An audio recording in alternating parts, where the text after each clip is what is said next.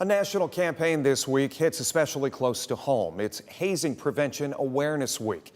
And given the hazing-related death of BGSU sophomore Stone Foltz back in March, some say it's a reminder that the work is far from over.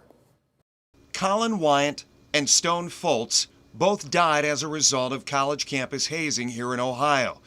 Tyler Perino, he was lucky. He survived. I hope and pray that I never have another hazing case in my career, and I hope no other lawyer does either, because there are no more hazing deaths. That's the goal here. Attorney Rex Elliott has represented the Fultz family since the BGSU sophomore died as a result of alcohol poisoning back in March, pushing for zero tolerance on college campuses for months. In July, more than a dozen schools signed on to a zero tolerance hazing initiative. And in just days, in October, Collins Law, named for Collin Wiant, the Ohio University student who also died as a result of hazing, takes effect.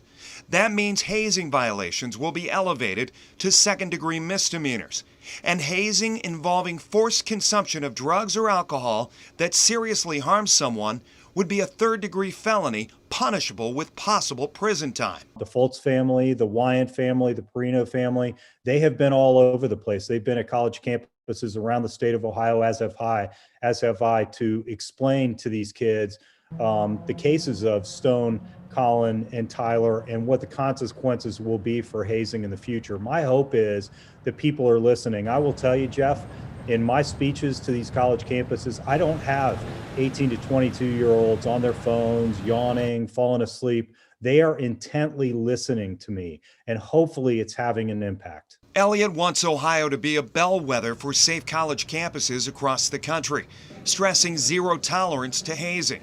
But he says there needs to be even more buy-in from the smaller schools and state officials in Columbus.